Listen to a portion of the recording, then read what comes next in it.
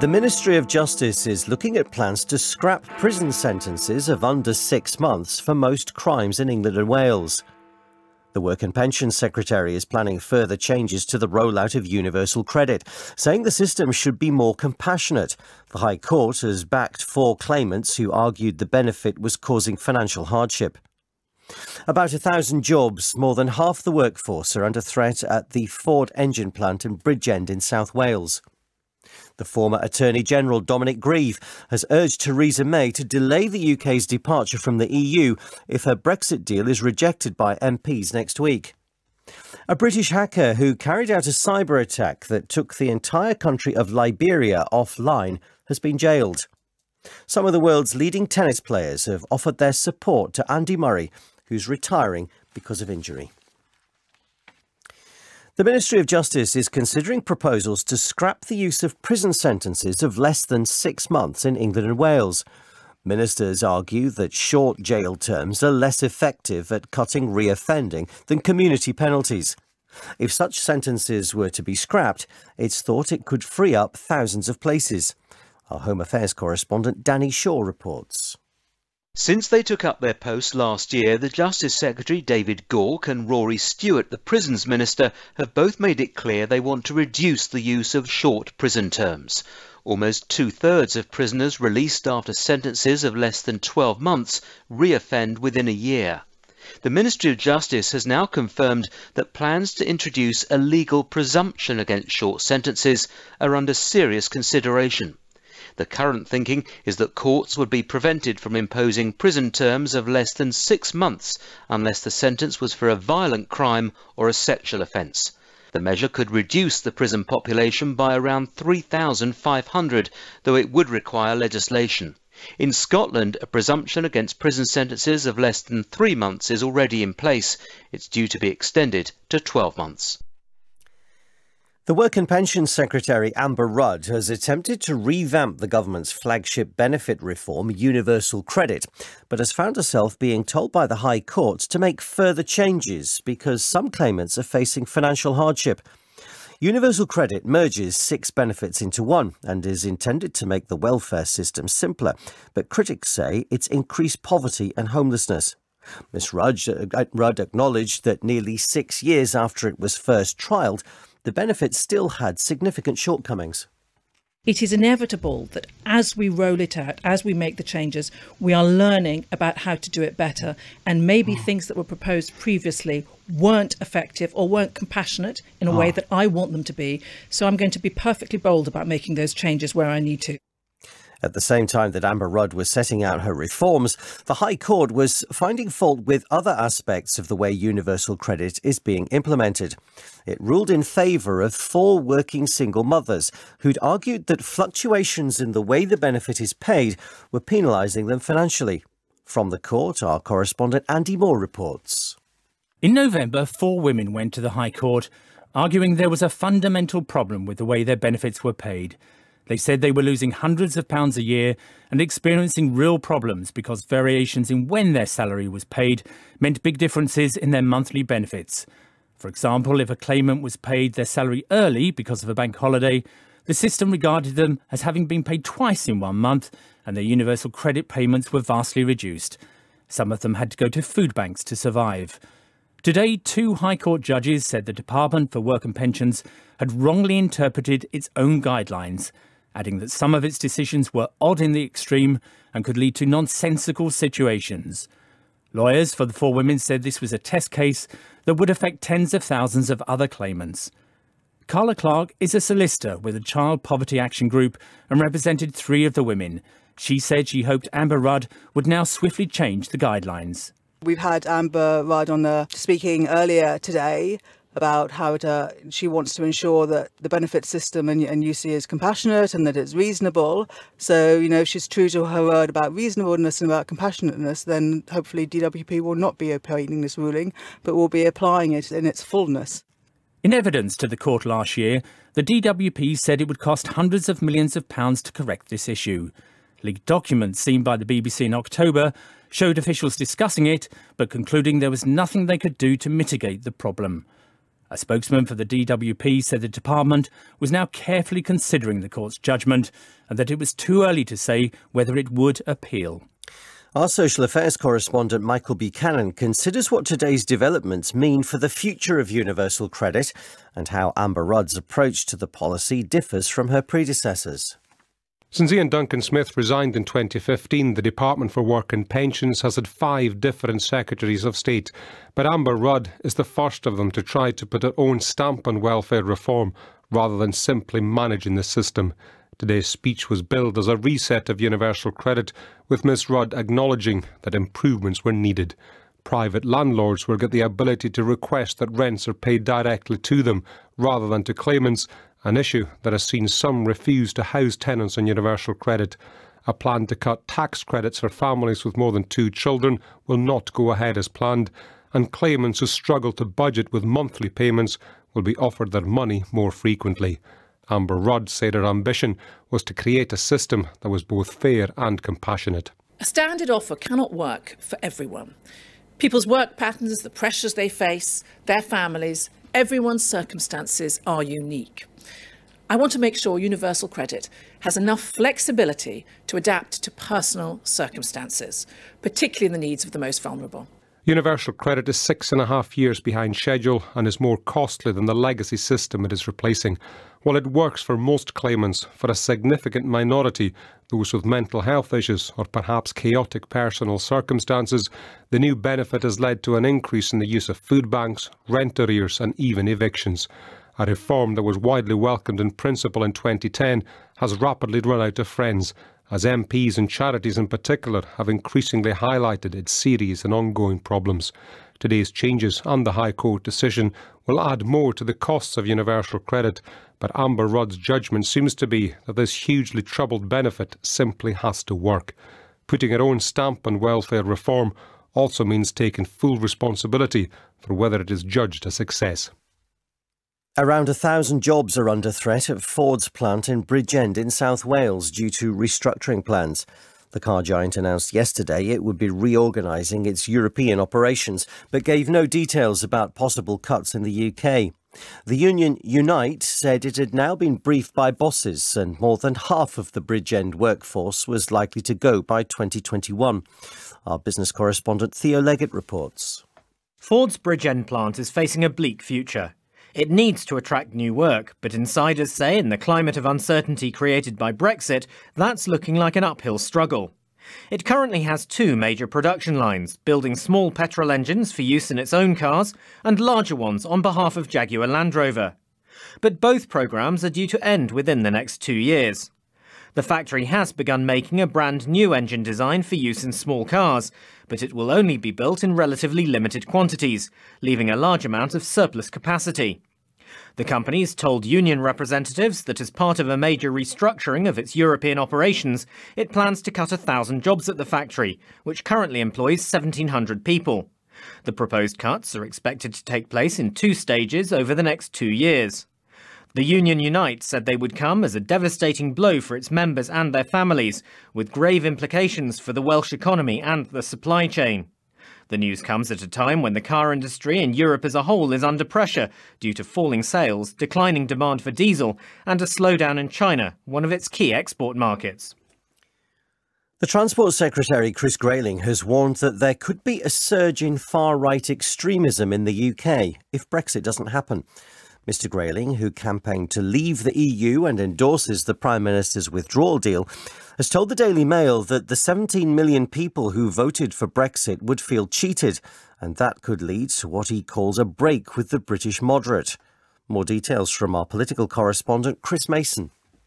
Chris Grayling is not suggesting there would be riots if Brexit is weakened or reversed, but he is blunt about what he fears would be the consequences. People should not underestimate this, he says. We would see a different tone in our politics, a less tolerant society, a more nationalistic nation. He then adds, if MPs who represent seats that voted 70% to leave say, sorry guys, we're still going to have freedom of movement, they will turn against the political mainstream. Meanwhile, James Starkey, a former Vote Leave campaigner who stood down in November as an advisor to the Environment Secretary Michael Gove because he couldn't endorse the proposed Brexit deal, has spoken out. He's told the BBC he does not believe there will be empty shelves in the supermarkets in the event of a no-deal Brexit, but I think that it's possible that certain types of food that are seasonal and come directly from the continent could be impacted to a limited degree. What I don't think is going to happen is that in any way people are not going to be able to get the food they need on a weekly basis, and that there will be a shortage of food in that way. MPs will vote on the government's withdrawal agreements with the European Union on Tuesday. And you can hear the full interview with James Starkey on The Week in Westminster at 11 o'clock this morning here on Radio 4. The former Attorney General Dominic Grieve has made a further attempt to stop the UK from leaving the EU without a deal by urging Theresa May to delay Brexit if a withdrawal agreement is rejected by MPs next week. Mr Grieve, who backs calls for another referendum, said the government should remove the date of Brexit from UK legislation and ask the EU to extend the deadline for Britain's departure. But Mrs May's spokesman dismissed the suggestion, saying the government would not request more time. Here's our political correspondent, Ian Watson.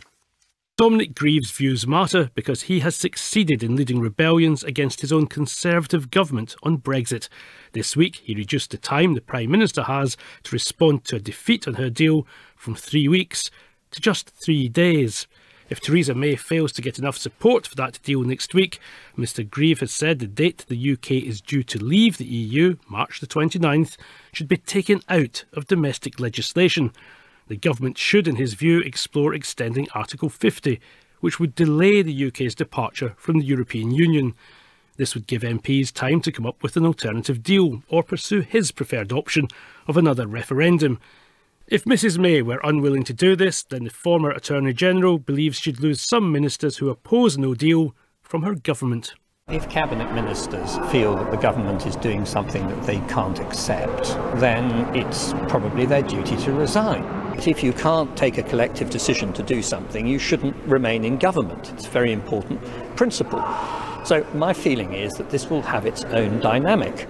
Now, this scenario may bolster Jeremy Hunt's argument. Speaking on the Today programme, the Foreign Secretary warned Leave-supporting MPs that unless they back Theresa May's deal next Tuesday, then the parliamentary door may be open to those who are seeking to frustrate Brexit. What we may end up with is not a different type of Brexit, but Brexit paralysis. And Brexit paralysis ultimately could lead to no Brexit. And what I'm saying is this would be incredibly damaging for that breach of trust. 5 days away from the crucial vote on the Prime Minister's deal, and there are mixed messages coming from senior Conservatives. Some ministers insist that a failure to back her will risk the UK leaving the EU without a deal. But Mr Hunt believes it's Brexit itself which is in danger.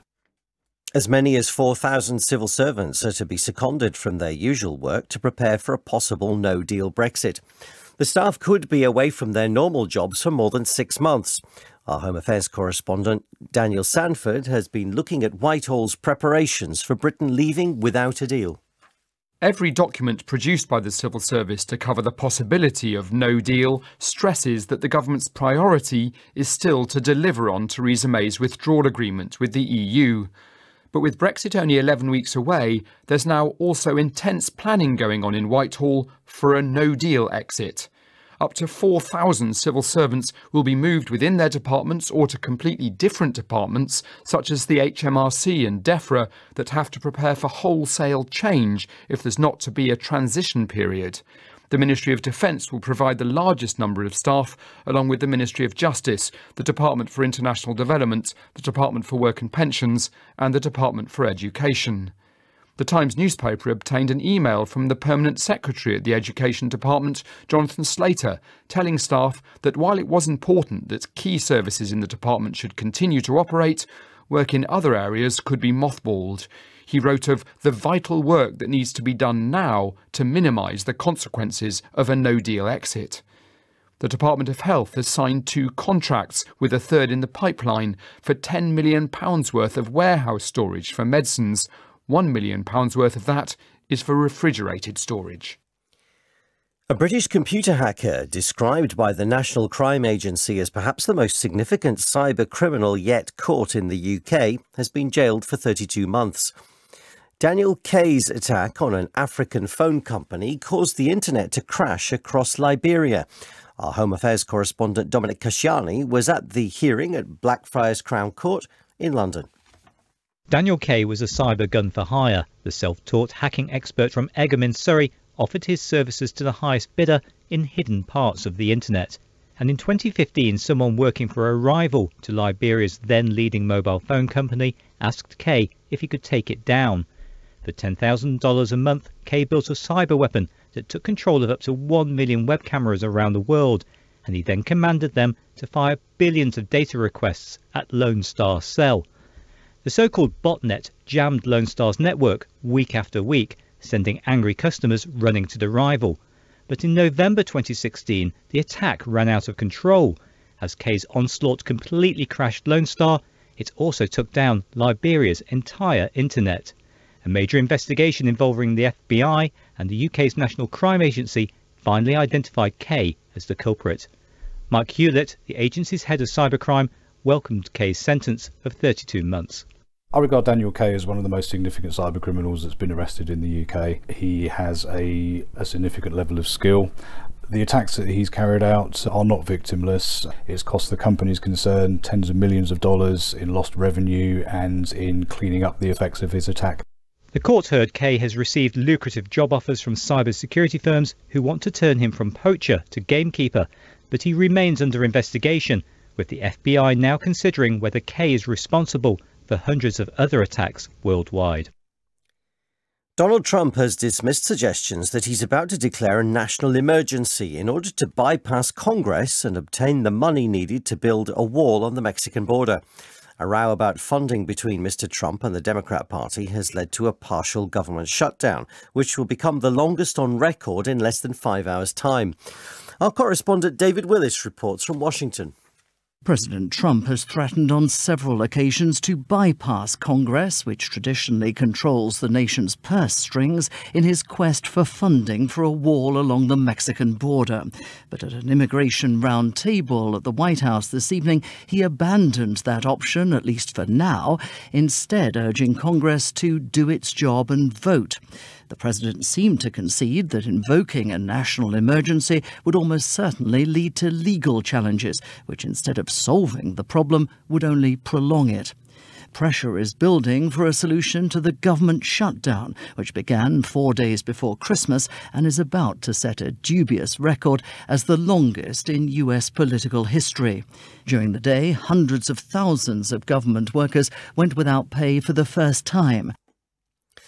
The family of a 9-year-old girl who died from an asthma attack in 2013 have been given permission to apply for a fresh inquest.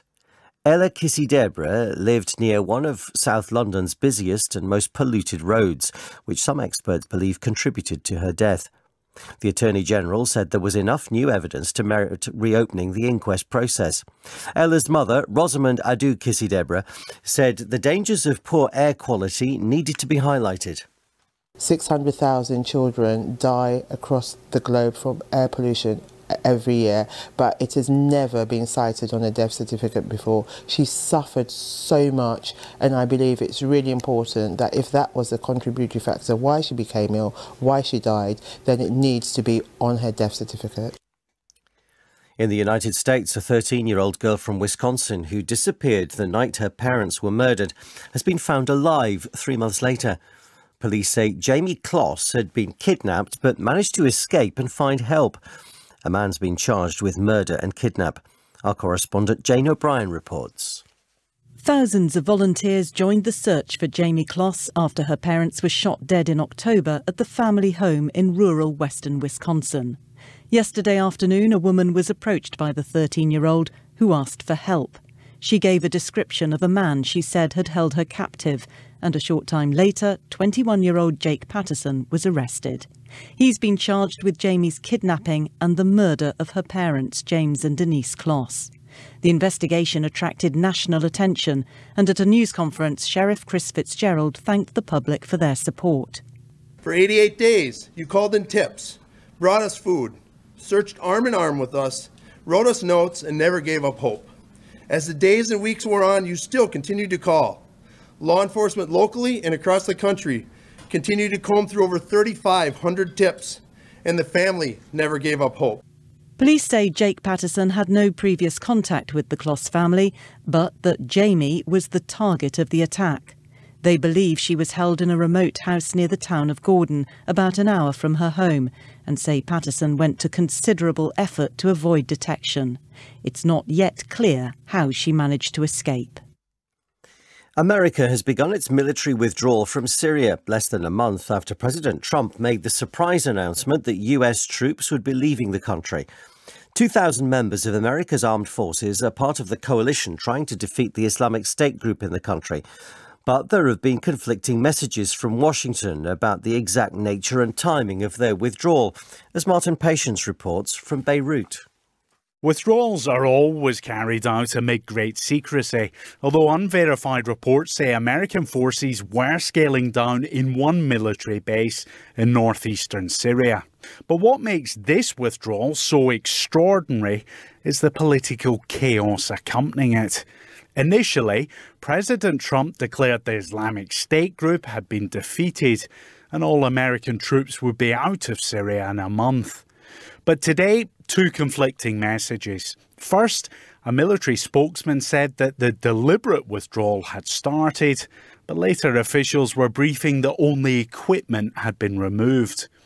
The reality is that Kurdish forces, backed by the Americans, are still fighting the extremists in Syria. And critics say a US pullout could allow the militants to stage a comeback. Reports also suggest America may delay the full withdrawal until Turkey promises not to attack Kurdish forces inside the country. A Saudi teenager who fled to Thailand after saying she feared being killed by her family for publicly renouncing Islam is travelling to Canada, where she's been granted asylum. Rahaf al-Qunun gained worldwide attention when she barricaded herself into a hotel room in Bangkok to avoid deportation. Our Southeast Asia correspondent Jonathan Head reports from Bangkok. She had originally wanted to go to Australia, which was approached by the UN to resettle her. But this evening Rahaf al-Qunun found herself on a plane heading to Canada. She was seen being escorted to the aircraft by UN staff.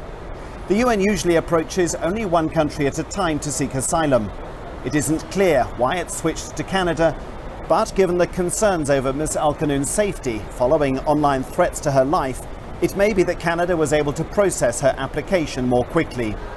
So a saga that began with her videos and social media messages pleading for help from an airport transit hotel on Sunday has ended with the young Saudi woman en route to a new home.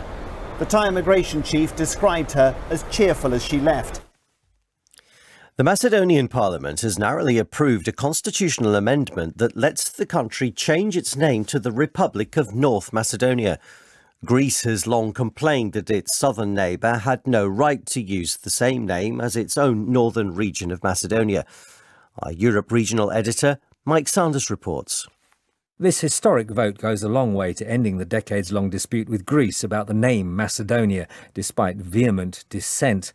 Macedonia's opposition nationalists joined protesters outside Parliament to denounce what they called an act of treason. The Prime Minister Zoran Zaev had won over some of the nationalists, but he had to delay a vote while he ironed out quibbles by 4 MPs from Macedonia's large ethnic Albanian minority. All that remains is for the Greek Parliament to ratify the deal. The government there only needs a simple majority to end Greece's veto on its neighbour joining NATO and the European Union.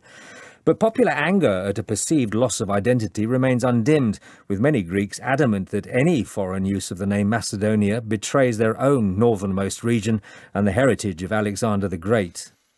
In the city, the 100 share index ended the day 25 points lower at 6,918. On Wall Street, the Dow Jones closed down 6 points at 23,996.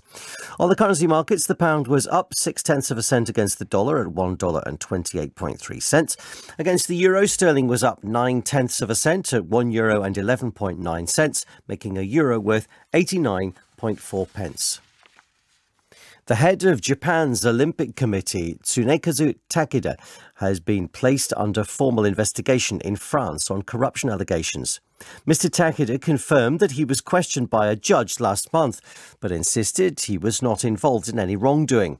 Our sports correspondent Richard Conway reports. The case concerning Tsunekazu Takeda dates back to 2016, when French prosecutors said they were investigating a payment of £1.8 million allegedly made by the Japanese Olympic Bidding Committee to a Singapore-based consultancy firm. That company is linked to the son of the former World Athletics chief, Lamine Diack, who was a member of the International Olympic Committee when it awarded the Games to Tokyo in 2013. Mr. Diack is now the subject of a number of corruption allegations. The Japanese government has always insisted its Olympic bid was clean. But according to a French judicial source, Mr. Takeda, a former Olympian show jumper turned senior administrator, is now under formal criminal investigation. Speaking to Japanese media, he said he had cooperated with a hearing in France in December and told it there had been no improper action. However, the IOC's Ethics Commission said today it had opened a file and would continue to monitor the situation. Andy Murray has received numerous supportive messages in response to his announcement that he's to retire from professional tennis. The former world number one told a news conference in Melbourne that he was still in significant pain following hip surgery a year ago and might not be able to carry on after next week's Australian Open. An emotional Murray said that ideally he'd like to be able to keep on playing until Wimbledon this summer. I said to my team, look, I think I can kind of get through this until Wimbledon. That is where I would like to. That's where I would like to stop playing. But I'm also not certain I'm able to do that. Our sports correspondent Andy Swiss looks back at Murray's career and one of his greatest moments, his first Wimbledon title in 2013. Murray serves. Here it is. Forehand from Murray, backhand from Djokovic. Murray's the Wimbledon champion. It seems ludicrous to say it. 6-4, 7-5. But a British man has just won Wimbledon. If that sense of glorious disbelief may have slightly faded, it's only because we've become used to his brilliance. Before Andy Murray, British tennis had become a sporting punchline, a byword for plucky failure, and so the first of his two Wimbledon titles, ending the country's 77-year wait for a men's champion, will always be his defining moment. But it is merely the highest of a range of career peaks. He won 2 Olympic gold medals, he inspired Britain to what would have once seemed unthinkable, a Davis Cup triumph, and he did it all during arguably the toughest era of men's tennis. But the relentless physical demands have taken a dramatic toll, much to the shock of the former British women's number one, Sue Barker. When he won the ATP finals and was ranked world number one just a couple of years ago, we were thinking, wow, now, this is a whole new era with Andy right at the top of the game. I just can't believe that we are where we are so soon. I just feel as though we've been cheated at 31. It just seems a little bit too soon and too sudden. The breadth of tributes to Murray reflects his huge popularity. The shy, awkward teenager has become a 3-time winner of the BBC Sports Personality of the Year, a man loved for his dry humour and his integrity. Billie Jean King was among those who today praised Murray's vocal support of gender equality. "You are a champion on and off the court," she said, a fitting testament to one of the greatest that British tennis, and indeed British sport, has ever seen. Now for a first look at the morning papers, and the Financial Times reports that the Japanese firm Hitachi is set to abandon a project to build a nuclear power station in Anglesey because of problems with financing. The paper believes the decision would leave the UK's energy strategy in jeopardy. The Guardian highlights a study that says that exposure to air pollution is as likely to raise the risk of miscarriage as smoking. Several influential Conservative donors who spent millions on the campaign for Brexit are quoted in the Times as saying they now believe the UK won't leave the European Union. War on the sale of treats is the headline for the Daily Express. The paper says health chiefs have ordered a crackdown on what it calls sugar mountains, where discounted chocolates and sweets are displayed in tall piles in shops. The headlines again. The Ministry of Justice says it's seriously considering proposals to abolish prison sentences of fewer than 6 months in England and Wales. A series of changes to the government's main welfare reform, universal credit, have been announced by the Work and Pensions Secretary, who said they were intended to make the system more effective and compassionate. The Transport Secretary, Chris Grayling, has warned that there could be a surge in far-right extremism in the UK if Brexit is thwarted. BBC News.